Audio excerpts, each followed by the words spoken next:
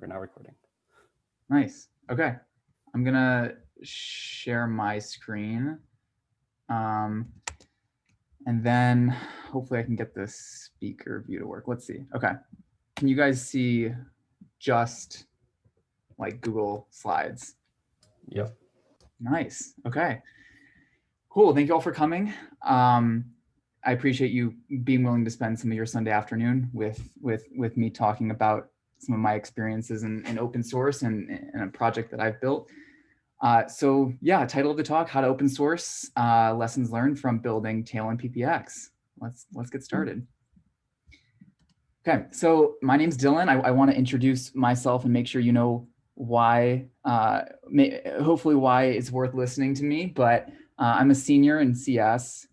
I've done a few internships at some of the companies listed on the right. I've worked on a few open source projects, both personally and for a few different organizations, like the Art Institute of Chicago, UChicago, Pritzker, which is their medical school. And this is not really related to talk, but I'm very interested in this intersection between policy and technology. And I haven't found all that many CS interested people that are also interested in this topic. But if you are, please let me know. That's just more of a plug. So why am I giving this talk? For a few reasons. I think that it's pretty apparent that U of I's undergrad curriculum is not always oriented to the reality of software development. And I think that it's open source really represents a lot of what academia doesn't, in that you need to collaborate. You don't want to redo algorithms or implementations that have already been done. You want to really use existing code to build up a better solution. I also feel that there aren't that many relatable examples of students finding success in open source. Hack Illinois is really great at introducing new students to open source, but most projects that I've seen both are born at and die at Hack Illinois. And it's I haven't seen a lot of students carry on their projects and push it out to anyone besides their friends, and really grow their projects to any sort of effective, popular project. But the caveat is that open source, it can be immensely fruitful, both for you as a student and as a software developer that wants to contribute, grow your skills and communicate, technical and communication. But open source is also an immensely fruitful thing for the rest of the world, because open source represents a lot of the sort of ideal values that we want to have as people. Like I've contributed and communicated with people from all over the world, and just the very premise of open source as creating software for software's sake, not for a profit per se. I just think that's very admirable, and more people, open source benefits from having more people in it. So my goal for this talk is that you leave with a better understanding of how you can ideate, implement, and popularize your open source projects, because I'm sure that you guys have ideas that you maybe haven't pursued yet. So hopefully this talk gives you an example that you can reference when you start your projects. Okay, so what the heck is tailwind-ppx? It's in the title. It's the name of the project that has been moderately successful for me. I'm going to read you the definition, but we're going to get into what each part means. So tailwind-ppx is a reason/OCaml preprocessor extension that validates your Tailwind classes at compile time. Now we're going to get into everything of what that means. Here's just a demo just to set the stage. So on the left side, you have some Reason code. Reason is just a programming language. You can think about it as a JavaScript-like syntax with a much better type system. And you write React code. If well, you don't really need to know what that means, but it's the code on the left is Reason. And on the right side, you see the compiler that will recompile when I save the file. So as you can see, I'm writing in, after this class name, I'm writing in this funky syntax with TW, and then I write FLX. And you'll notice that my IDE throws an error saying that we can't find FLX. Did you mean flex? The Tailwind-ppx is the sort of tool that gives you this this compiler error if you've misspelled a class. That's just the premise. It's just more of a, you can think about it as a compiler plugin that throws some errors. So the outline of this talk. So first, I'm going to get into the motivation for tailwind-ppx, how I conceived of the idea, and why I thought it'd be useful for people. I'll go into a little bit of the technical details of the project, because after all, this is an ACM group, and I think it's important to have some technical discussions about the project. And then I will end by talking about some high-level non-technical learnings from my work in open source, and then I'll leave some time for Q&A. And please, if there's this presentation, we do have a small group, which is a benefit. Feel free after, before I progress to another slide, you can just interrupt me if you have any questions, and I really want to encourage that. I can't see the chat, so I mean, Reed, if you want to read if anyone has any questions, you can just read them to me. Thanks. Sure. So first, some motivation. So why is this project? Why was it born? Why is it worth working on? So the problem. I began to use Reason during one of my internships, and I was using it to write front-end code. Again, Reason is sort of an alternative to JavaScript that gives you a much better type system. And if you've worked with JavaScript, you'll understand why having a statically typed alternative could actually provide a lot of benefit. But all you need to know is that I was writing front-end code in Reason, and the process of my day-to-day really looked like I'd write some front-end code, I'd wait for it to compile, it would hot reload in the browser. So I mean, the browser would just reflect the changes pretty quickly, and then I would check if the CSS, that's just the styling language for the browser, if the CSS that I had chosen actually reflected the UI that I wanted. And the problem was that all the time I would often have typos. I would misspell a class name. I would use an invalid class name. And as you can see in the screenshot, you see flex, justify center. Each of these space separated identifiers are called classes, CSS classes. And it's really easy when you're typing out this long string to style the UI for you to have a typo. So for example, in this snippet, the typo is right here. There's no dash between M and 2. And without a PPX, without my PPX, without another indication that you have misspelled something, you won't know at the earliest until you check the browser and realize that no margin was applied. M2 is for margin of 2. So sometimes typos would make it into my pull requests. As an intern, this is kind of an embarrassing thing. But even my reviewers would sometimes overlook the typos, and they'd make it into the main code base. And so this was a problem. As you can see, this is just a string literal. There's no way of checking if you've made any typos. So I was thinking, like, wouldn't it be nice to just know about our typos when we compile? So like when we save the file, wouldn't it be awesome if there was a way to just say, you've made a typo, and I don't have to go to the browser. I just know in my editor if I've made a typo in the classes. So let's take a step back. I'm just going to quickly give an intro to Reason. Again, that's the language that I was writing front-end code in, and it's the language the PPX is written in and written for. So Reason is a programming language built by Jordan Walk, who's the founder of React. It's a popular UI framework. You can think of it as a JavaScript-like syntax for OCaml. So under the hood, the compiler, the type system is really just OCaml, which is a functional programming language that's been around for 20 years or so, mostly used in academic environments, but some companies do use it, notably Jane Street. Reason, the benefit of Reason is that there's two compilation targets. One of them is native executables via the OCaml compiler, or, and this is what allows you to write front-end code in it, Reason can compile to JavaScript through a compiler that Bloomberg actually wrote initially. And here's just, in this screenshot is directly from the Reason ML docs, and it illustrates probably the primary benefit of Reason. So I'll quickly walk through this example. Reason, remember, it's statically typed. So in this case, we're just declaring a type of school person. A school person can either be a teacher, a director, or a student. If it's a student, it has a name, so you associate a string value with that type. We also are defining a function called greeting.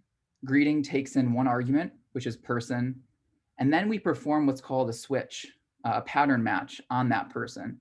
And we can basically, this is saying, this is a way of expressing, we want to say if the person is this value, perform this action effectively. So if it's a teacher, we're going to return from this function, hey professor. There's no return statements. Reason just in functions returns whatever the last expression is. So you have switch. If it's a teacher, you return hey professor, director, so forth. Now, if it's a student, remember there's a string, a name associated with that type. So if that string happens to be Richard, then we do this specific still here Ricky. Otherwise, we sort of destructure that string. We get access, we extract it with any other name, and then we can use it in this sort of programmatic way to generate a new output. So Reason lets you write simple, fast, quality, type safe code for either ecosystem, JavaScript or OCaml. I hope that makes sense, but again, you just need to know the basics of the language. So what are preprocessor extensions? Remember, tailwind-ppx is a preprocessor extension for Reason / OCaml because they're kind of the same language in many ways. So remember, Reason's built on OCaml, so we get access to its compiler, all of its idiosyncrasies, all of its benefits. And one of those benefits is this notion of a PPX, which is sort of like a macro, but effectively a PPX is just a program that translates an abstract syntax tree to another possibly modified abstract syntax tree. It's just a program that, given an AST, it runs over all the nodes, maybe changes some based on certain conditions that you can specify, and it'll output a new AST. And that AST will be the one that is compiled to the native executable or to the JavaScript. So I just kind of screenshotted, this is not a Reason AST, this is just a JavaScript AST, but it functions for the purposes of this explanation. If your code is var x equals 3, you'll get an abstract syntax tree, an abstract syntax tree is just a way of representing the structure of the program in this formal way.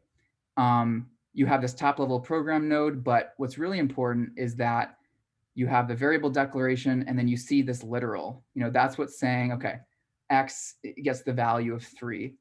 And a PPX, if you wanted to write a PPX for JavaScript, not that you could say, anywhere in my AST, I want to replace the value of 3 with 5. Now, I don't know why you would do that, but it's possible in this PPX ecosystem. So you'll basically the function will run over all these nodes, and then it'll translate the AST and just replace all the 3s with 5s. You'll notice that nothing else in the AST changes, but we can modify the value. And you can think about, we can do all sorts of interesting things by just running over the AST. And it's up to us how we want to replace nodes, if we want to replace nodes.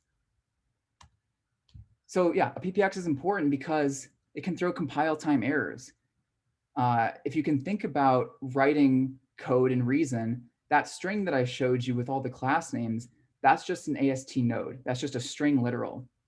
If we were to indicate that at every one of these particular string literals, we could perform some action. And if a condition is not met, we can throw an error, and that error will point exactly to that string. And in the context of writing CSS classes and Reason code, we would prefer to be notified of these typos at compile time. So a PPX is exactly the faculty we need to have these high-level errors and these specific errors that really will improve our workflow as a front-end developer. And we want precise error messages. And PPXs are really common. It's not some esoteric construct that only a few people use. It's a very popular tool and benefit of using OCaml. If you're familiar with GraphQL, it's effectively a SQL-like language for APIs and data used on the front end, but people typically write GraphQL queries by just wrapping them in string literals. What Reason allows you to do is if you write a GraphQL query, you can verify that that query is type safe at compile time. You know, the PPX will be aware of your GraphQL specification. It'll know what the types are, and it can say, oh, this type is misspelled. That type is not present on current user. So again, you can imagine all the sorts of things you can do with PPXs. And yeah, GraphQL PPX happens to be one of the more popular ones. All right, so this is the last slide in the motivation section. I'm going to quickly talk about the timeline of how this idea was conceived, what the development looked like. So end to end, it's been almost a year since I didn't have the idea, but since I first thought about building this tool. So in December of 2019, I got the idea from what would be my future boss at one of my internships. He floated this idea of a PPX for Tailwind CSS, and I'll get into what Tailwind is a little bit, but it's just the CSS framework that actually writes those classes for you. Just hold that thought. But January, I started the internship, and by April, after COVID had hit, I started working full time on this project. Peter, as the CTO, and a few of the other engineers just encouraged me. COVID is making it difficult to work productively together. So why don't you work on this open source project that would be extremely beneficial for us as a company, but also the wider Reason ecosystem? Because after all, it is a pretty new language. So there's a lot of work to be done. By the end of April, I released the initial version, and this was a screenshot from a message I sent in the Reason Discord server announcing that the initial version is ready for people to test. By June or July, can't remember when, I reached 100 stars on the project, and by where we're at today, I've had 11 external contributors, 49 outside PRs, and we're now at 124 stars and counting on all of this. So by far my most successful open source project. Does anybody have any questions just about the motivation? Are we clear on why this project is useful and just how it was conceived?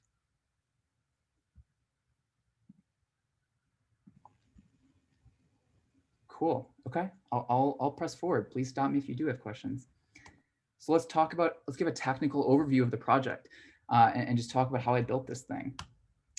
So remember, hold the code. Just listen to me for a hot second. A PPX, remember, is a program that converts an abstract syntax tree to an abstract syntax tree. So at a high level, the PPX needs a function. That function will effectively take in an AST node, and the function will need to return an AST node, which will just be a sort of a one-to-one replacement as you recurse over this AST. You'll just repeatedly run that function for every node. In the code snippet, I'm going to walk through it line by line. So line 7 is where we're declaring the function. Remember, the name of the function is expr. It takes in 2 arguments, the important one being the second argument e, which more or less represents the AST node. We're going to switch on the type of that node. And if the node type is a PPX, this PEXP extension, if the node type is PPX and the PPX is tailwind-ppx, TW, remember, there can be multiple PPXs. So we want to specify like only run this validation if we're at the tailwind-ppx. We unpack it by just, there's a lot of boilerplate effectively. But eventually we'll pull out the location as a variable. And after unwrapping, we'll pull out the class names, which is just that string that we saw earlier, which has like flex, M2, background. That's the string that we're going to be pulling out and naming it class names. We'll perform some validation logic. So after this arrow is where we execute the validation logic. And then, and this is the important part, line 30 will return a new AST node. So you can say, we're returning a constant expression, and then we'll say construct the string literal that we want to replace the PPX node with. So, we have a PPX node.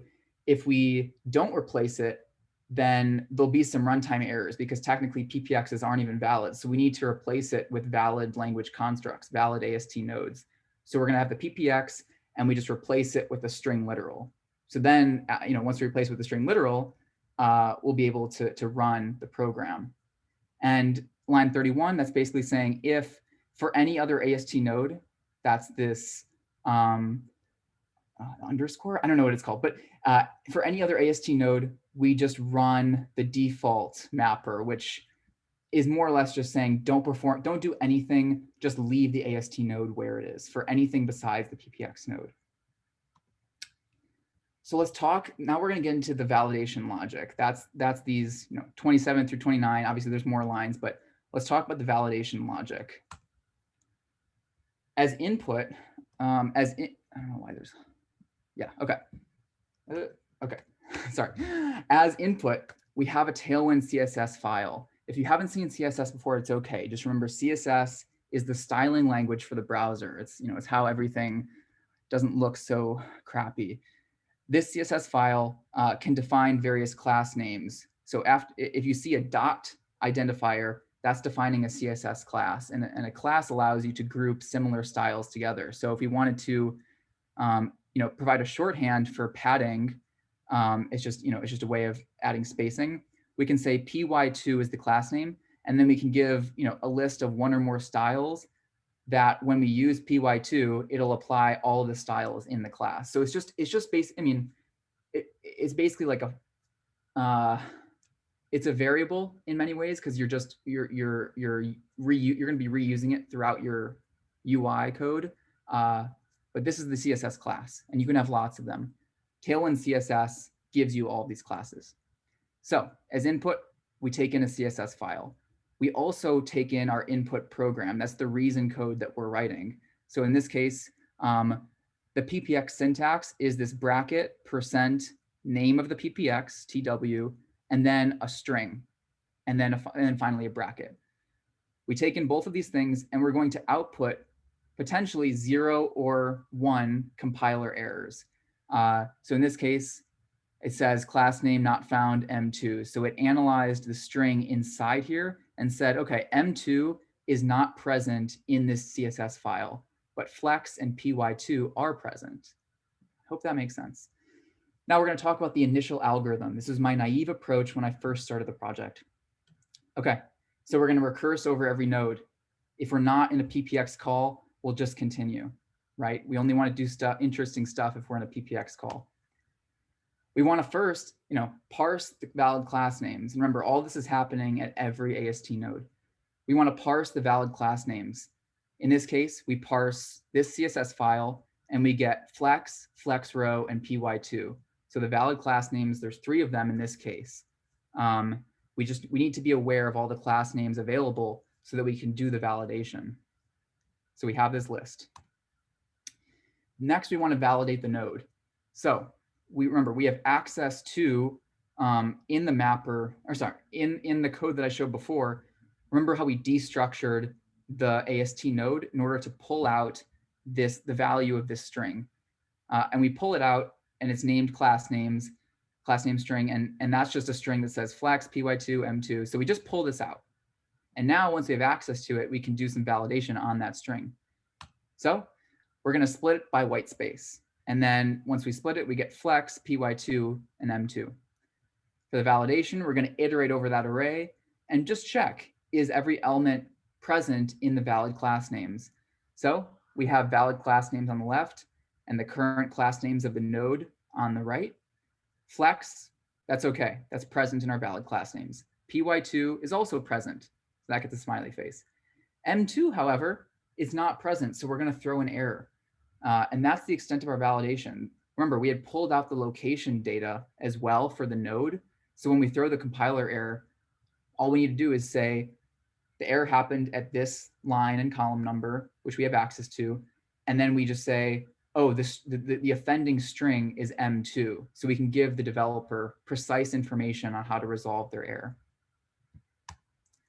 And then every single time we change some code, we'll repeat that algorithm, because the PPX runs on every single compilation.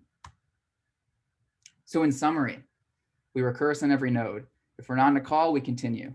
Otherwise, we parse at every node, we parse the class names, we do some validation on the current node, and then we repeat the algorithm for every code change. There's just a few problems. And these are real GitHub issues that were raised early on in the project. Within 10 days of releasing, there were like, I'd opened one, sure, but there were a few people pointing out that the performance of the PPX was actually very poor. One user said that the PPX was killing his CPU.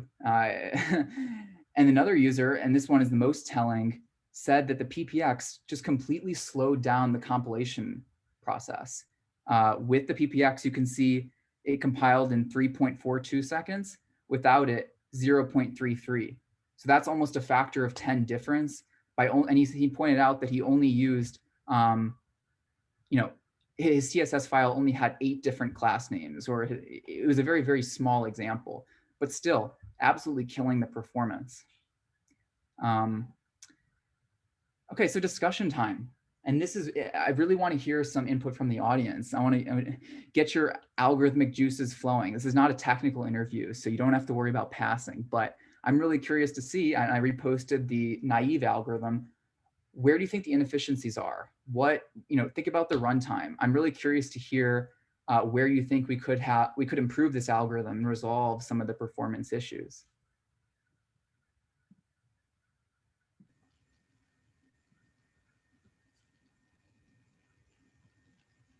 So is the issue is that like every single time you add something new, it runs through the entire file again instead of just like looking at the new thing that you add? So that's a very good point. You're actually you're picking the hard optimization, and that is totally something that we could do. That optimization, at least the way I'm thinking about it, would require you to just be able to like diff the CSS files. But that's a good observation, and that's not even one of the easy optimizations that I thought of. But that's certainly a good thought, and that would affect the performance in a good way. I'll write that down so that I can implement it later on. That was a good thought. Any other takers? Is it possible that we could like just search over less nodes? I'm not sure like how we would. Yeah, no, so that it's a good question without knowing just how PPXs work. As far as I know, a PPX necessarily has to look at every node. So you can't sort of split up the PPX nodes from the non-PPX nodes. So at minimum, the PPX has to run over every node. Okay.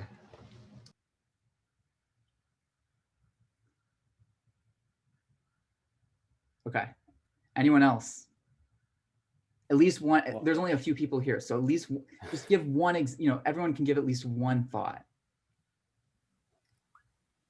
Well, it seems like the easy thing is not to parse the class names every time. Yeah. Right. Exactly. I mean, that's the first thing. There's a few other small. There's one other really notable improvement, and it's important to remember what the types were of how we were storing everything, especially and hint is it's in the validation step. What could be slow in the validation step?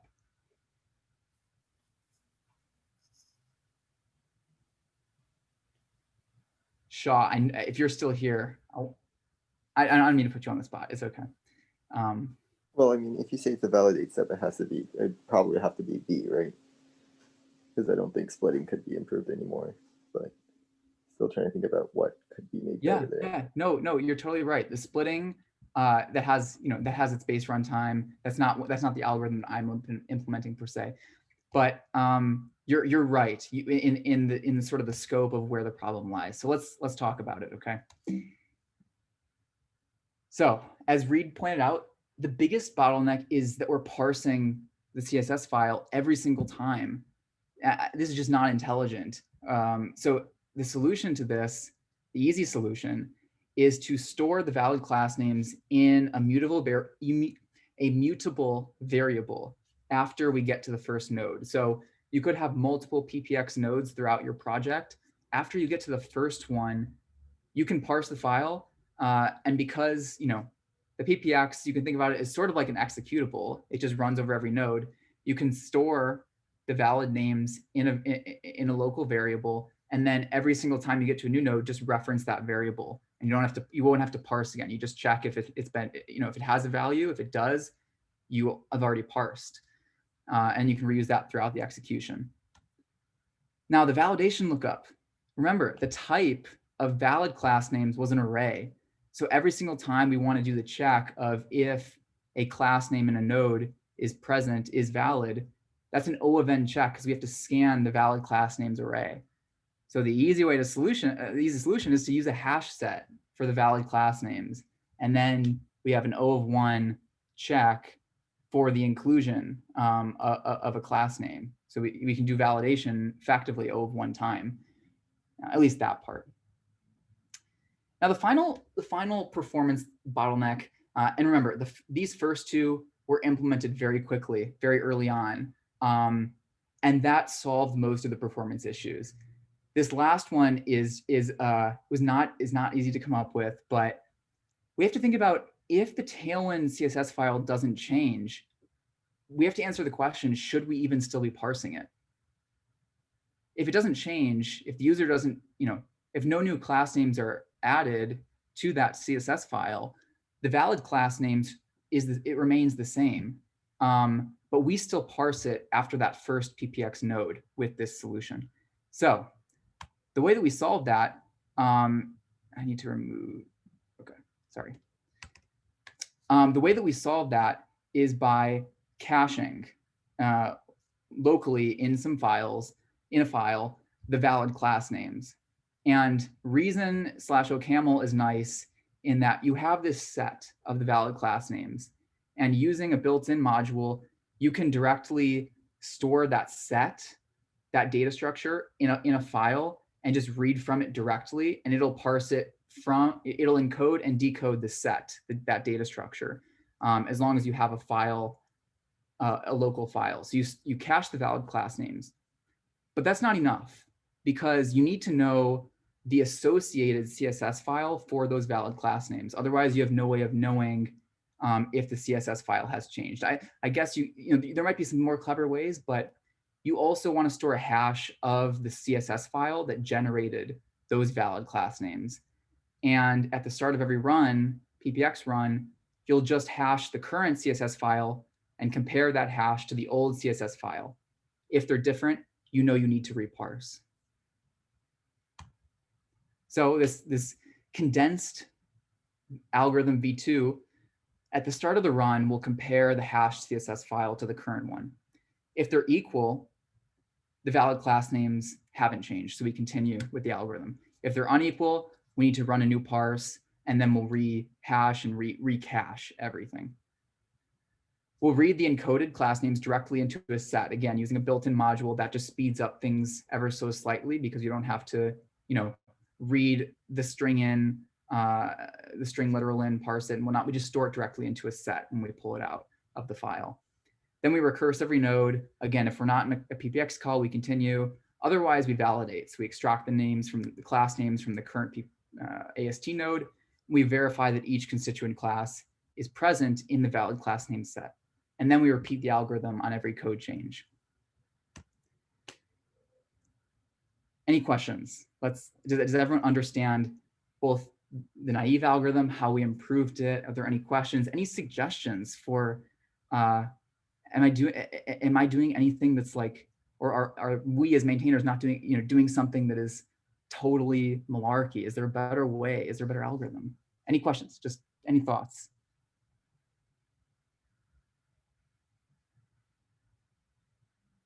Silence. I must have done a good job. Not in the presentation necessarily, but the algorithm might be better than I expected. Okay. Well, there's also gonna be time for questions at the end, so please, I need at least one question from somebody. Okay. So let's forget about the technical stuff.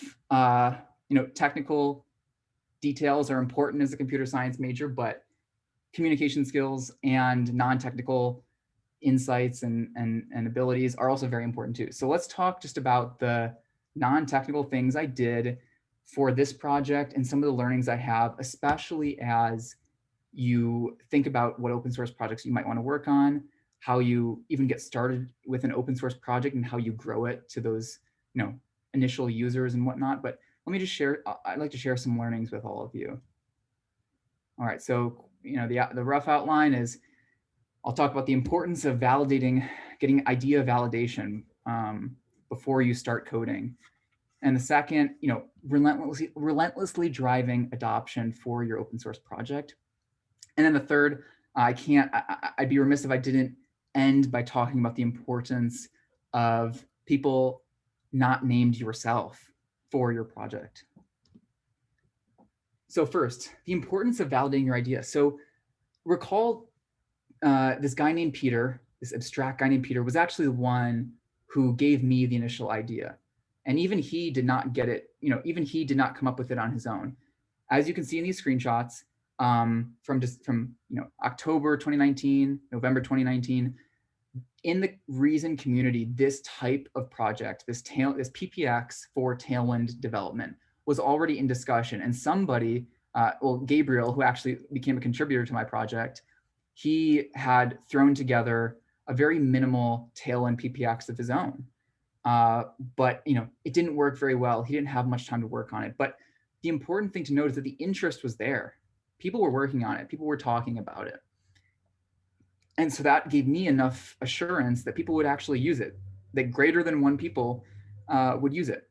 And finally, and this is not always the case with people, I got paid to work on this project full time. It's very unlikely that, it's more unlikely than not that I've, in the timeline that I did, within a month, gotten a working version, been able to quickly respond to issues.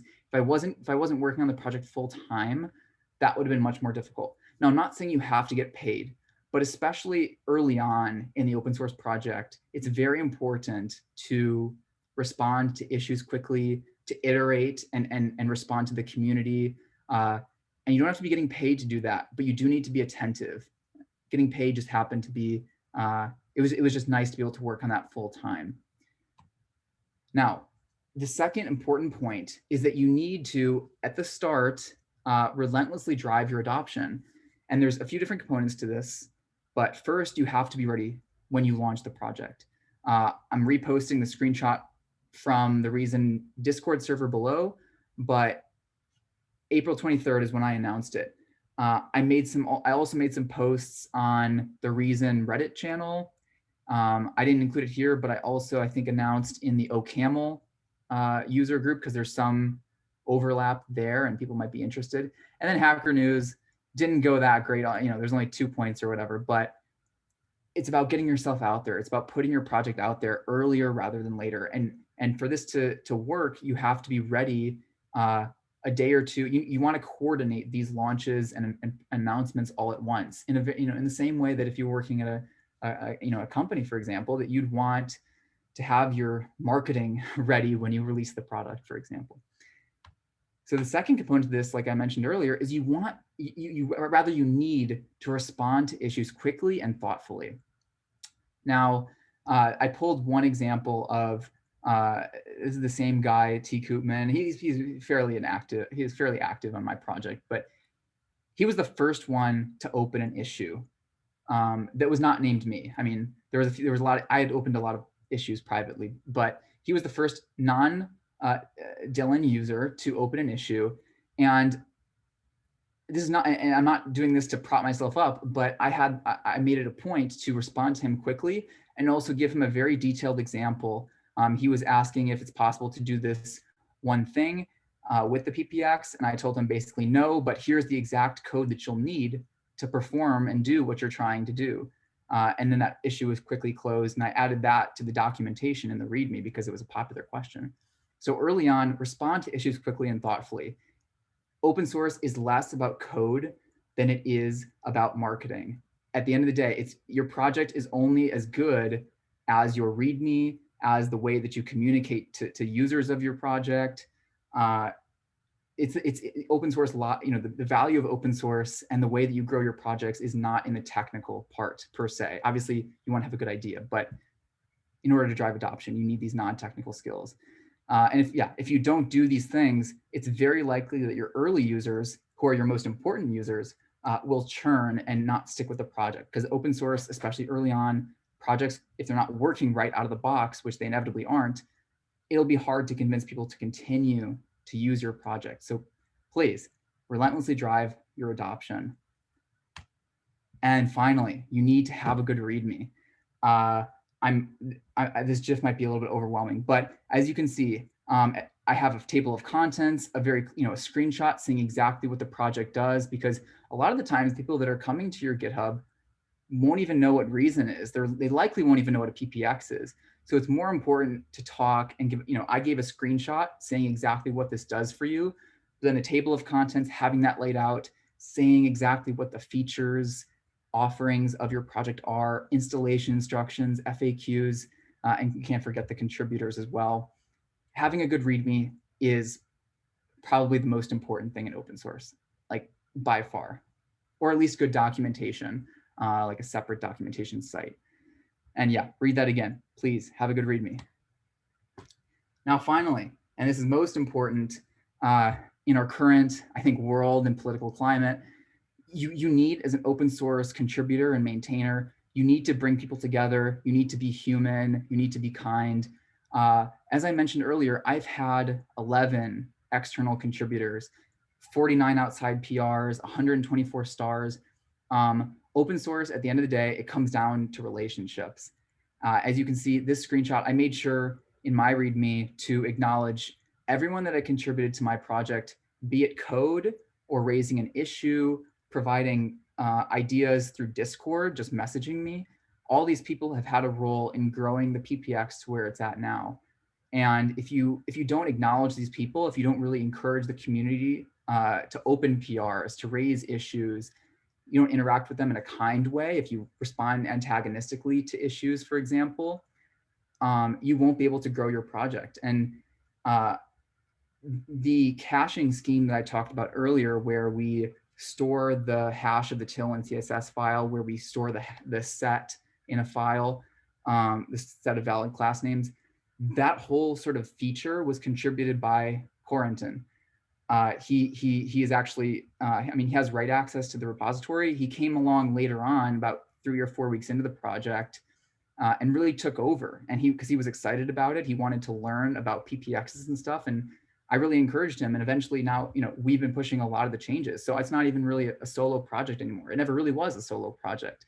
So it really comes down to relationships. Open source is necessarily a worldwide venture. I doubt, I don't know how many countries are represented here, but it's probably like at least 3 or 4. And so really be kind to one another, drive, forge good relationships, especially with the community.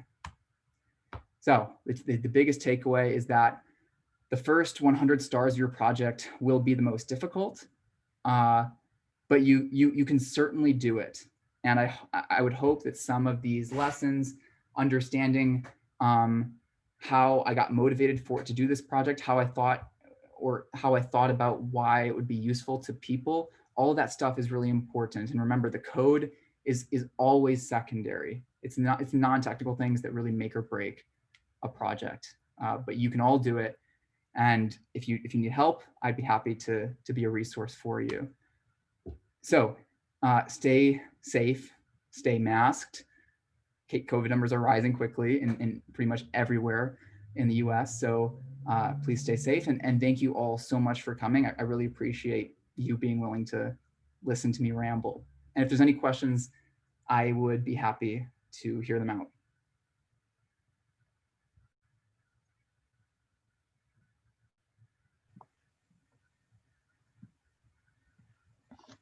Thanks for presenting. You did a really good job. Thank you. Questions. Yeah. Have you done other projects before this project that prepared you for this project? I had dabbled a little bit in open source. This was not my first. This was not my first time open sourcing a repository. Like I had worked. I've always been interested in open source. I attended Hack Illinois a few times, but this was the first time that I changed my approach. For the other projects, I started by just, doing tons and tons of coding. I didn't really look to see if the project that I was building would be useful. I didn't really communicate with anyone in the outside world. It was more just an idea I had. So I worked on a few projects, not many, but tailwind-ppx was the first time that I changed my approach and focused more on, the non-technical side, gaining the, the requisite information, gaining context around the use case, immersing myself in the Reason community through Discord, through Reddit, through GitHub. And it also helped that I was working at a startup at that time that offered me some guidance and quick feedback. But the short answer is that I had worked on some projects, but I didn't have a good approach when I was working on them. How did you know to change your approach this time around? Was it just something that like happened, or? I think it was after I had done, after I was in the internship, at that internship, we used a lot of open source tools, and the themes that I had noticed about those tools, when you go to the documentation, when you go to the README, the thing that the most popular tools have in common is that they have great documentation. They have lots of people contributing. It's not usually one or two core maintainers. There's a big community of people contributing. And also there's tons of information in the README about the context for the project, at least from what I saw. Like there would be maybe a comparison of tools that didn't work in the past. There would be discussion of why a certain, trend in tech necessitated the project. And so just reading that and seeing that that these, really popular projects focused less on the technical details. Even if you weren't a developer, you could probably reasonably understand what the project was trying to do. That gave me a bit of inspiration and made me think, oh, I mean, this is going to be a technical project. I'm going to have to learn about OCaml and Reason, which are already pretty niche languages. But first and foremost, I need to understand the use case for what I'm building. And that use case is improving the workflow of front-end developers at the end of the day. So yeah, it shifted because of probably viewing open source successful projects and just comparing my prior failures to grow my projects compared to these really popular ones. Cool. What advice would you give to someone like me who's like a beginner who wants to get involved in open source but like doesn't know how? Yeah, I think so the biggest thing for me is that with Reason, the programming language, Reason happened to be a new language. It's only been around for 2 or 3 years. And so its infancy sort of left a void, or rather it left some opportunity for a lot of people to come in and add new tooling, add new libraries. So even in the Reason community, there's still tons of work to be done by mostly adding new libraries or thinking about how to use the compiler in this unique way, because I haven't found another programming language that allows you to do a similar compiler plugin of sorts. But for newcomers, I would find a community, probably if it's early, if it's a newer community, if it's a technology that you're interested in, like a programming language or a framework of sorts. The newer the technology, the more opportunity you will have to be a contributor.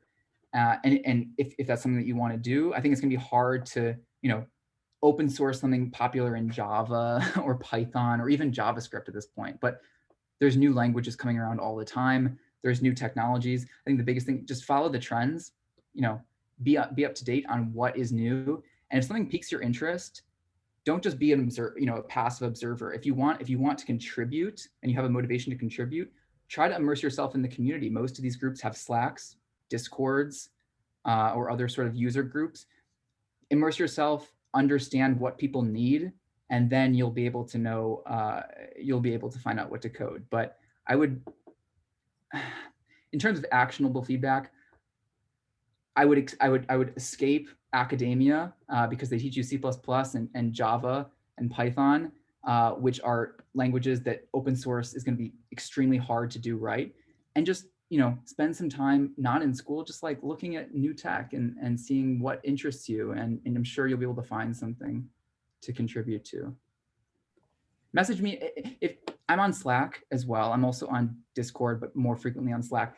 And I'd be happy if there's something that interests you, like to help you just come up with the idea, because it's very contextual. It's hard to give broad sweeping advice, but I hope that there was some helpful things in there. Yeah, there was. Thank you. Yeah, sure. Is it Alex? Yeah. Okay. Thank you for the questions and thank you for coming. I really do appreciate your time. Yeah, I don't have any questions, but I thought it was really enlightening, I guess, like to hear about a lot of this kind of stuff. So I appreciate it. Cool. Thanks, Colin. One question.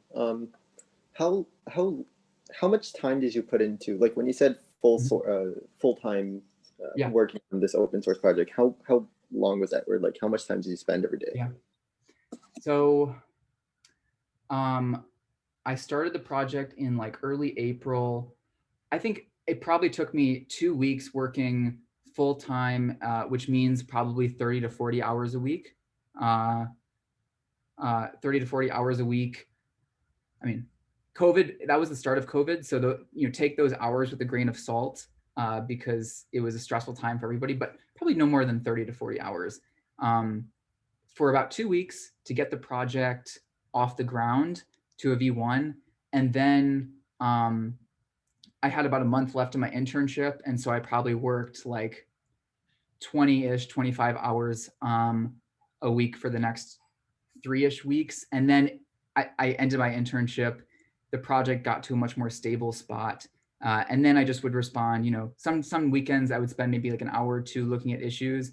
But honestly, the time I've spent, it's only gone downhill. And that's for a couple of reasons. I think the project got a lot more stable. People joined in. I didn't have to contribute a lot of like the hard features. That was mostly other people adding pull requests for these like one-off things.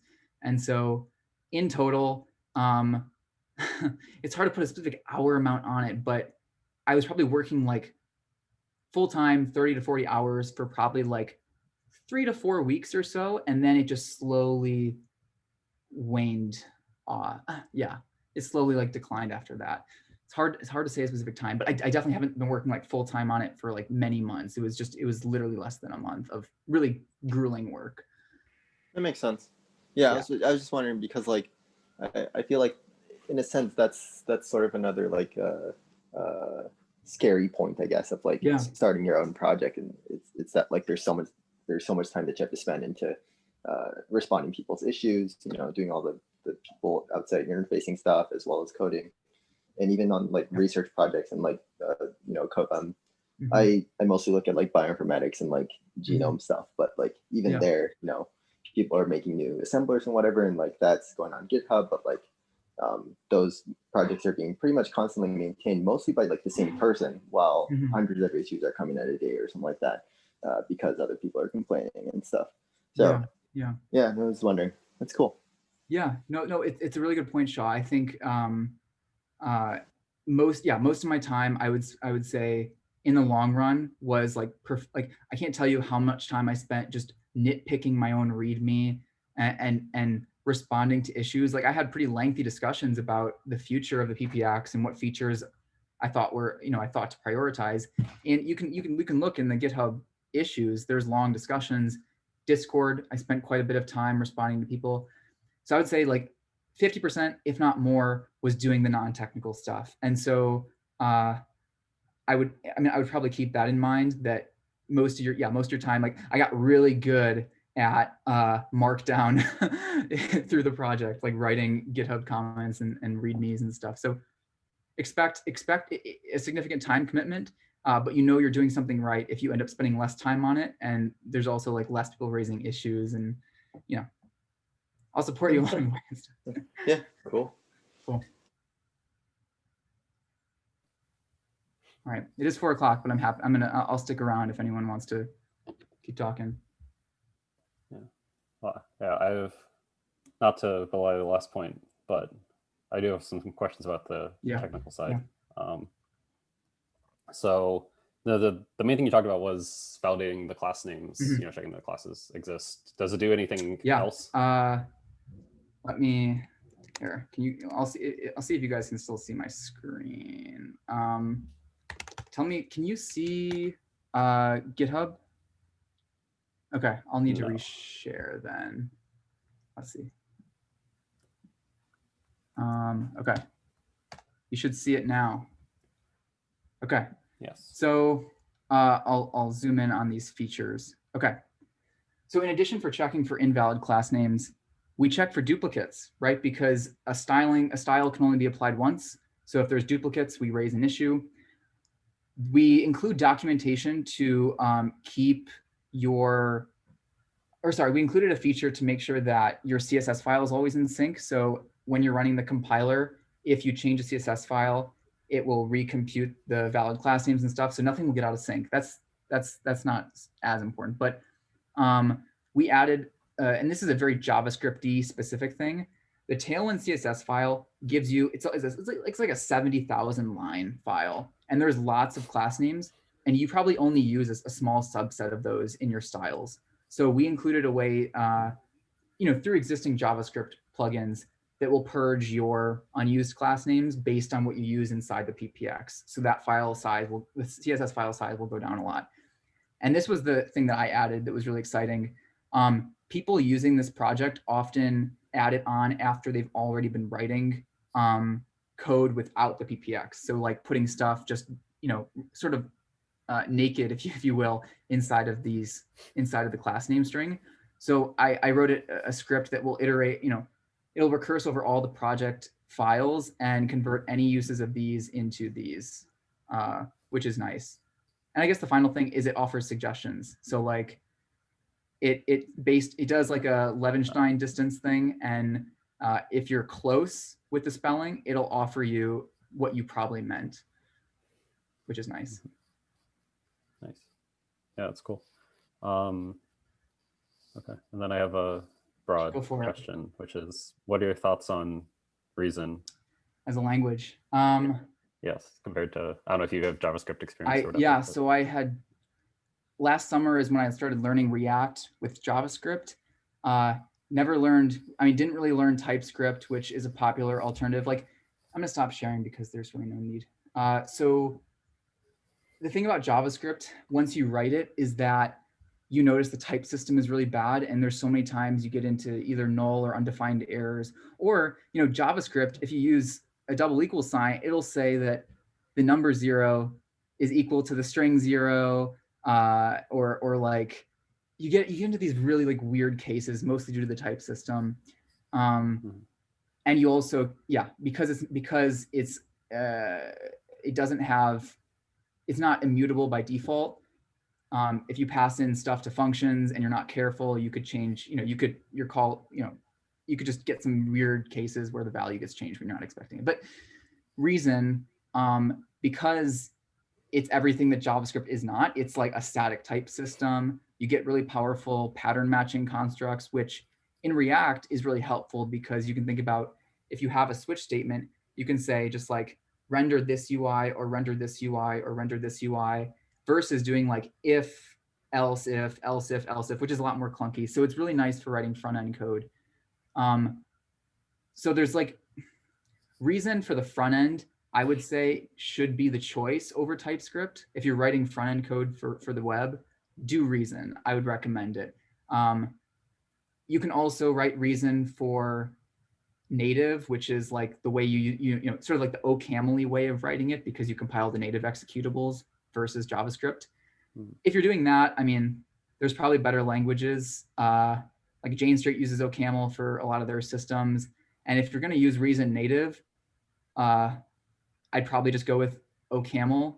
I mean, there should be smooth interop between those, but like Reason native is a lot less used than this use case for Reason in the browser. So the community is much bigger here versus here. So I would say it's a good language for writing web interface stuff. And I would say that you should use that language, as long as JavaScript is the base for everything. But with WebAssembly, we may, get some new paradigms, but use Reason if you want to write a UI. Cool, thanks. Thanks for the question. It's good. It's good. Anyone else have any questions? Cool. All right. Well, thank you all for coming. I really do appreciate your time. Have a great rest of your semester and Thanksgiving break, and travel safely. We'll be here in SIGPLAN almost every week, and Reed is normally the presenter, but But thank you for presenting. Thank you. Thanks everyone. If I leave Reed, will the